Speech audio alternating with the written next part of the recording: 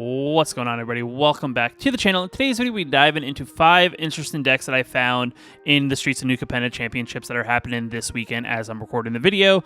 At the time of watching this video, it may be still going on, or it may have already ended, but these are 5 decks that are part of that other list that people are playing that, they're not, I would say meta decks in the sense of what other people are playing in the championship decks, but these are definitely decks that I think kind of serve a purpose based around maybe what they thought people were going to play when it comes to the main decks of the championship. With that being said, let's just dive into the decks and let's just start talking about them. So the first deck up on the list is kind of a deck list that I feel like a lot of people have seen before, and that is actually Azorius Mill, and this is actually one that is splashing in some green to play that Temur Mill. And the reason for is actually because of the new Streets of New Capenna fetch lands where they come into the battlefield and they immediately search your library for a land of a particular type, and the other card being Splendid Reclamation. The thing with this card and those fetch lands is the fact that those fetch lands immediately shuffle and look through your library for a land card of that type, triggering your landfall trigger of your Rune Crab. So, playing a bunch of these in the early game, then playing one Splendid Reclamation in the later game, getting these back onto the battlefield, essentially sacking them regardless of whether or not you actually find in your library those lands of that particular color, depending on how deep into the game you are. You may or may not have those basics left, but kind of combining those two things together, as well as the Izzet components that make up the Mill deck. So definitely a very interesting list that I thought was very intriguing. But going over the rest of the list, just in case you want to decide to dive in and play the list yourself, we have 2 copies of Fate and Hope to kind of nullify the early effects and making your opponent have to recast certain things.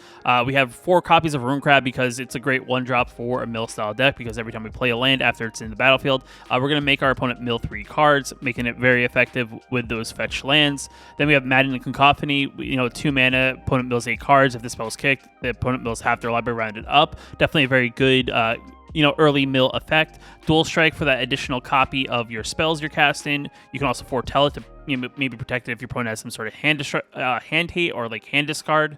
Expressive Iteration, probably the best 2-drop draw cards in the format currently. You look at the top 3 cards, put one of them to your hand, the rest on the bottom of your library, and one on the bottom of your library, and exile the other one. You must play the exiled one this turn, or it gets exiled. 4 copies of Galvanic Iteration, yet again a spell that's going to copy any spell that you want to copy. Mostly your mill spells in this effect, and you can flash it back and do it all over again. We have Thirst for Discovery in case we want to dig a little bit deeper. We draw 3 cards. We discard 2 cards unless we discard a basic land card. Tasha's Hideous Laughter, a very great mill card with the fact that each opponent exiles cards from the top of their library until that player has exiled cards of total mana value 20 or more. And then we have Splendid Reclamation, like I said, 4 mana sorcery. This is actually a card that I put in my list for Naya Landfall. And the fact that it returns all land cards from our graveyard to the battlefield tapped. And if you have a Rune Crab out in that point, you're going to trigger all those landfall triggers from all these fetch lands that are probably going to be in the graveyard, and maybe any of our lands that we may have milled in the process. Overall, making a very, very strong deck. Very interesting deck. I mean, I wonder how it's going to be if you try to play this in best of 1. If we look at the sideboard real quick, you got some Tested Talons, Burn Out on the Houses, Cinderclasms, and Thunder and Rebukes. Is there a possibility that you could maybe add some of those cards into the deck and maybe cut them back maybe on some of your card draw effects or your maybe your bounce effects? It's a possibility, but yet again, the effectiveness of a mill deck is just trying to mill your opponent as quickly as possible, so having as many options to effectively mill your opponent is probably the best when it comes to this deck. But overall, very interesting list. Definitely kind of interesting to see someone decide to play a mill deck in the championships. I think there's also other Izzet Mill decks, but because this one's splash green and we've already seen the Izzet Mill deck, I figured I'd cover this one because I found it to be interesting. So the next deck up on the list is going to be an Azorius Connive deck. This is kind of like a deck that I was kind of mentioning it, I think, in my last list, but someone decided to actually play this in the championships. Overall, very interesting deck in the fact that it's, trying to take advantage of that Connive ability, with the Ledger Shredder being the one card that benefits from us, casting multiple spells, or even our opponent casting multiple spells. We have other things that if we have to discard and put into our graveyard, we can actually disturb them. Like, we have Dorothea, Vengeful Victim, disturb for 3, and we can enchant our creature with this enchantment. We also have Brian Comer, which also we can disturb for 2 mana. And then we can essentially enchant a creature with it, so we have some effective cards to discard to that Connive effect. Other than that, we also have cards that have flashback with Faithful Mendon and Homestead Courage. Also take benefit of if we have to discard them to a Connive effect, we can always discard them and always replay them from the graveyard. Overall, it's a very solid list. It's very aggressive. I think it's not as aggressive as I think a best of one Connive deck would be, but overall, it's a pretty decent list to be pretty aggressive even in a game 1 of a best of 3 set. Rest of the cards in the deck, we have 4 copies of Homestead Courage, a very strong sorcery spell that for 1 mana, we get to put a +1/+1 counter on target creature. We give it Vigilance at end of turn, and then we can flash it back for 1 additional mana. We have Ollenbach Escort, a 1 mana 1/1 with Vigilance. We can sacrifice it, target creature control with a +1/+1 counter on it, gains lifelink and indestructible end of turn. So depending on the situation, if we want to gain a little bit of life or we want to protect our card from removal that has a +1/+1 counter on it, we can sacrifice Ollenbach Escort in order to do so. Next card up is Consider. It's a 1 mana draw, a card. I should say, we look at the top card of our library, we may put that card into the graveyard, and then we draw a card. So we can either draw the top card of our library, or we draw the card that's after that top card if we choose to put that top card into our graveyard. Then we have Slip Out the Back, a 1 mana instant that we get to apply a +1/+1 counter target creature, and that creature then phases out, meaning that it doesn't come back until the end of our next start of our next turn, which is definitely very good to get around some sort of spot removal and things like that. We have 4 copies of Fateful Absence, a little bit of that spot removal, and just in case our opponent has some stuff on the ground that we want to get rid of, we get to destroy target creature or planeswalker, though they do get to get a clue counter, which allows them to tap 2 and sacrifice and draw a card, but for 2 mana, it's a pretty decent removal spell. Of course, we have the Illuminator Virtuoso, the 2 mana 1/1 double striker that whenever it becomes target of a spell we control, it connives, doing that draw a card, discard a card. If it was the non-land card discarded this way, we have to put a +1/+1 counter on target creature. We have Sergi Shelter, yet again another card to give us some sort of protection just in case, allowing us to either get in through for maybe a big blow of damage, or protect our creature from maybe some sort of spot removal spell, or maybe some global effect where it deals damage across the board, give it like protection from red from a burn down the house. Though it's not going to save you from like a board wipe effect like a Meathook Massacre or like a depopulate kind of effect. Then we have Ledger Shredder, a 2 mana 1/3 flyer. Whenever a player casts their second spell each turn, we get to connive. So even if we do or our opponent does, we're going to connive regardless, which is definitely very, very strong. And conniving is kind of the strength of the deck. We also have Storm Chaser Drake, a 2 mana 2/1 flyer. It becomes target of a spell you control, draw a card, so definitely pretty cool target to use with our pump spells, allowing us to kind of draw and keep that tempo going. Then we have, like I said, Dorothea Vengeful Victim, a 2 mana 4/4 flyer that whenever it attacks our blocks, we have to sacrifice at the end of combat. And then for 3 mana, we can disturb it and bringing it back onto the battlefield onto our enchanted creature. And then enchanted creature has, whenever this creature attacks, create a 4/4 spirit creature token with flying, tapped and attacking, and then we have to sacrifice that spirit token at the end of combat, and then if it were ever to be removed from the battlefield, it gets exiled instead. So definitely a pretty cool double-sided card. We can play it if we think we need some sort of blockers, or we can play it. We can use it as connive fodder, and then replay it as a disturb side and enchant it on one of our creatures. Faithful Mendon, we gain 2 life, draw 2 cards, and discard 2 cards yet again. We're digging to try to look for our threats, kind of keep the tempo going, and we can gain a little bit of life and also flash it back if we need to do it again. Got 2 copies of Brutal Cathar, yet again a very strong card that sets up the day and night cycle in this deck, allowing us to kind of get rid of a roadblock creature in our way that could possibly, get in our way from doing some sort of damage. And then if our opponent doesn't play anything or we don't play anything, it's going to flip and become a 3/3 with first strike and then ward of 3 where they have to pay 3 life. And then if we ever go back to the day side, we're gonna do the Brutal Cathar effect yet again, which overall is very, very good.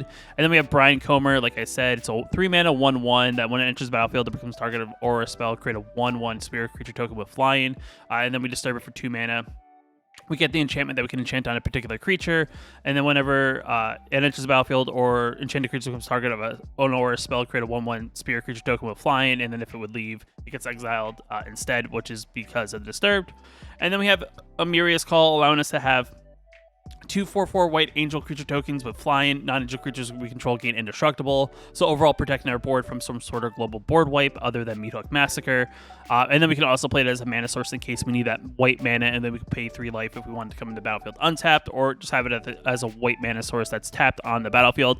And then the mana base is pretty straightforward. We have 1 copy of Ganjo, 2 copies of Plains, 1 Island, 1 Ottawa, 4 of the Deserted Beaches, 4 of the Blue-White Pathways, and 3 copies of the Halls of the Oracles, which is definitely a card that I feel like was very popular at one point and kind of has fallen off. But with a deck like this, is definitely an effective land that kind of works, that we can tap it, you have to put a +1/+1 on a target creature, activate only as a sorcery, and only if we cast an instant or sorcery spell this turn.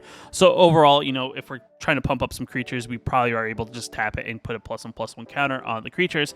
Now looking at the sideboard, in case there's anything we want to add into the main list, and based on maybe what is currently in the meta, there are 2 copies of Fate and Hope. Maybe we want to add some Fate and Hopes for some bounce effects.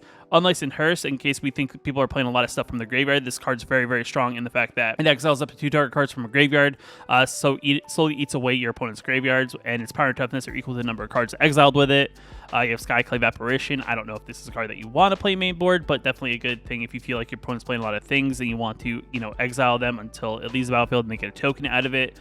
Wandering Emperor, if you think you want to add a copy or 2 to give some sort of protection from whatever your opponent's doing, based on either exile and target tap creature, gaining some life, creating some samurai tokens, or giving something +1/+1 and first strike into end of turn. Got another Olenbrecht Escort. You have Slip Out the Back if we want additional copy. We have Malevolent Hermit if you think there's a lot of non-creature spells currently going on. Negates, same thing. If there's a lot of non-creature spells, if you feel like that's all you're matching up against, you maybe want to add a couple of negates in there. And then 1 additional copy of Brutal Cathar, just in case, yet again, if your opponent's on the more sense playing a little bit more aggressive. Overall, very, very, very strong sideboard based on whatever the meta is. And yet again, another interesting deck that I was actually surprised to see someone decide to play this in the, you know, the championship this weekend. So this next deck up on the list is another interesting deck in the sense that because the way the meta is currently with the people playing multiple colors and there being a plethora of dual lands in some form or manner, whether it be the Pathways, the dual lands from Crimson Vow and Innistrad, and also even the dual lands from Strixhaven, there are a lot of, you know, players not playing a lot of basics in their deck, and this one is going to be Gruul Land Destruction. I think CGB may have done a video on a very similar build, but this one was the one that showed up to the championship of Streets of New Capenna, and it's definitely an interesting idea because the players are playing more aggressive decks, playing 3 colors, playing multiple colors, and not playing a lot of basics kind of go along. So attacking your opponent's lands is definitely a good way, and this deck is definitely interesting and definitely could see a spot in the current way the meta is in best of 1.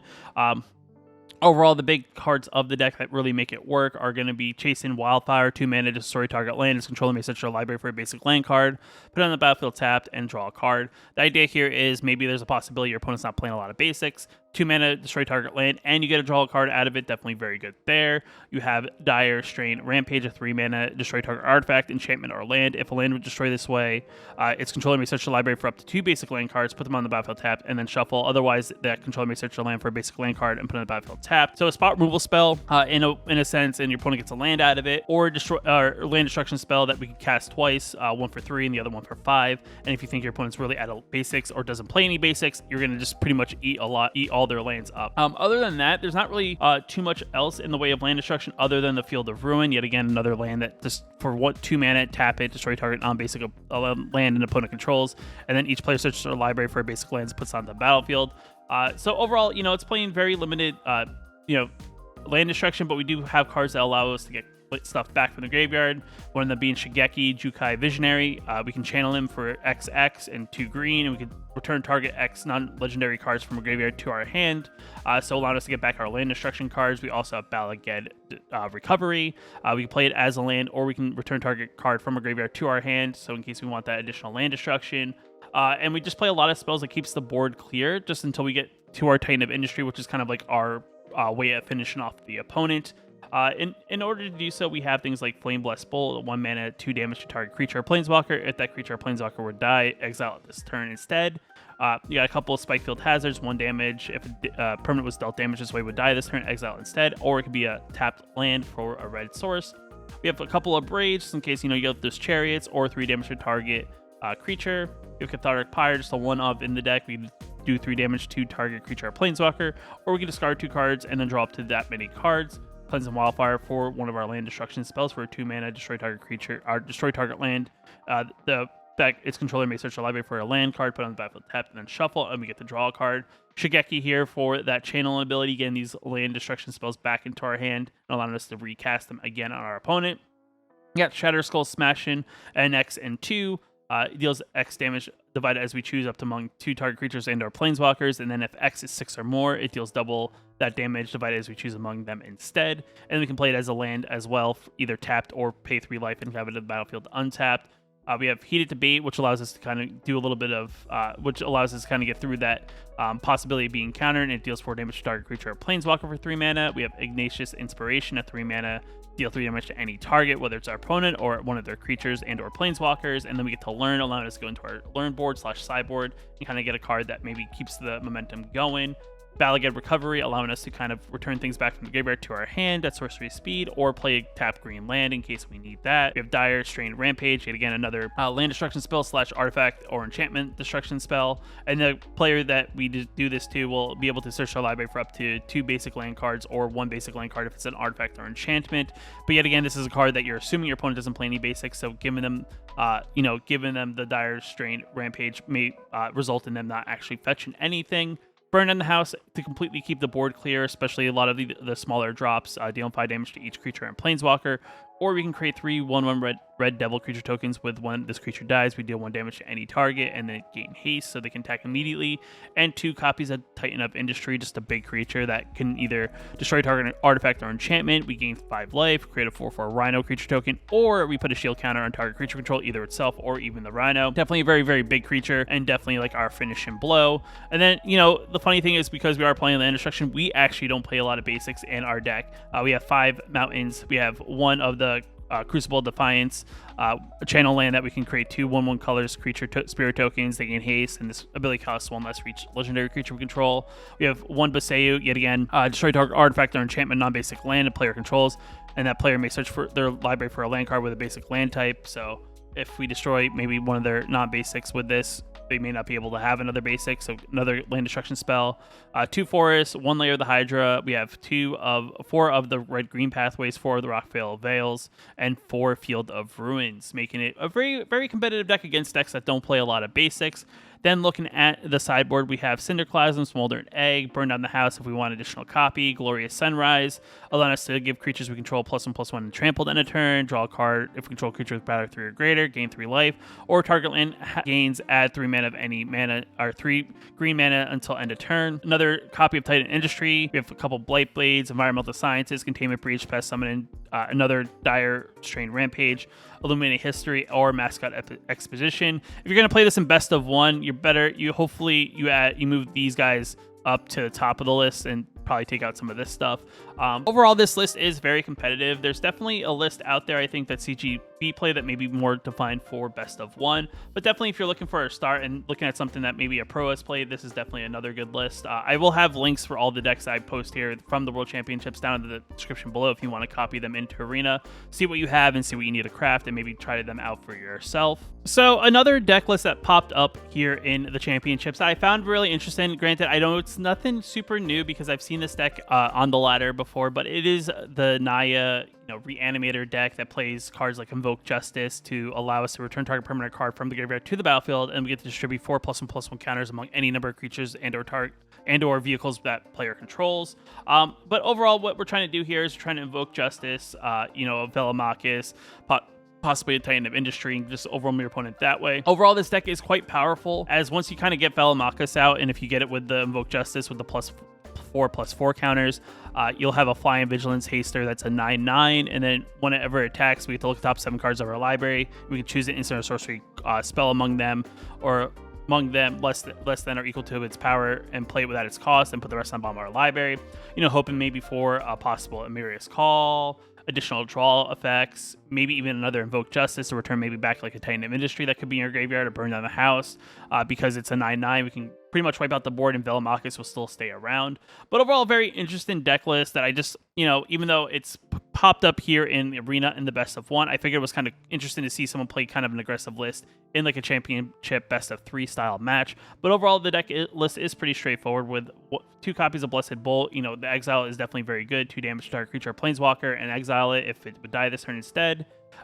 You know, got 3 of the Dragon's Fire, so combine that with Velomachus, you maybe can even do a bunch more damage instead of the 3 damage removal for 2 mana. You got Fable of the Mirror Break, allow us to get a 2/2 red goblin creature that whenever it attacks, we get a treasure token. The second chapter is kind of like the main ability, is that we can discard up to 2 cards. If we do, we get to draw that many cards, so allow us to dig a little bit deeper. Possibly discard a Velomachus into the graveyard, look for our Invoke Justice, and do it that way. Yes, Seize the Spoils, yet again another spell that is 3 mana. As additional cost to cast a spell, we get to discard a card, we draw 2 cards, and we create a treasure token. We got Wander and Emperor here as a 1 of. We have Big Score at 4 of in the deck. With additional cost to cast a spell, we discard a card, we draw 2 cards and create 2 treasure tokens. Unexpected Windfalls also here. Just have an additional, discard 1, draw 2, and create 2 treasure tokens for 4 mana, but double red. Doomscar, just in case your opponent gets very aggressive, and we can wipe out the board early in the game for 3 mana if we foretell it, or a 5 mana removal spell. Invoke Justice is kind of like our Reanimator spell in the deck, and just makes whatever we take out from the graveyard that much bigger by distributing 4+1/+1 counters onto whatever that creature is. Burn in the House as a board wipe, as it removes anything that is does 5 damage to anything across the board and each planeswalker, or we create some devils depending on what the situation of the game is. Amiri's Call as that big expensive spell to maybe get with a Velomachus, creating 4/4 white angel creature tokens, and gives our creatures indestructible, which that means unless they can exile Velomachus, he'll be around until the next turn. Or we can play it on the battlefield as a tapped land and produce white mana with it, or pay 3 life and have it come into the battlefield untapped. And then our big beefy creatures on the deck, Titan of Industry, 7 mana, 7/7, Reach Trampler. We get to choose 2 when it comes into the battlefield. We destroy target artifact or enchantment. Target player gains 5 life. Create a 4/4 green Rhino creature token and put a shield counter on target creature we control. And then Velomachus is kind of like our card that's going to allow us to just kind of ramp up and just do big things with it by putting the +4/+4 counters on it. It's a 7 cost, 5/5, Valiant Vigilance, but if we Invoke Justice it's a 9/9, and then whenever it attacks, we trigger the ability, allowing us to play the spell off top of our library before it actually deals damage. Maybe possibly, get in something like an Amiri's Call or another Invoke Justice or Burn in the House. I don't really know, depending on what the situation is. It's kind of you're playing a little bit of gamble every time you attack with Velomachus, but yet again, a big threat. And then yet again, mana base is pretty straightforward, but we, because we are the way we are, we're not playing a lot of basics, but got 1 copy of a Ganjo, 2 copies of Plains, 1 Mountain, 2 of the red-green pathways, 4 of the red-white pathways, 4 of the Sundown Passes, 4 of the green-white pathways, 2 farmlands, and 4 of the Naya land, I should say.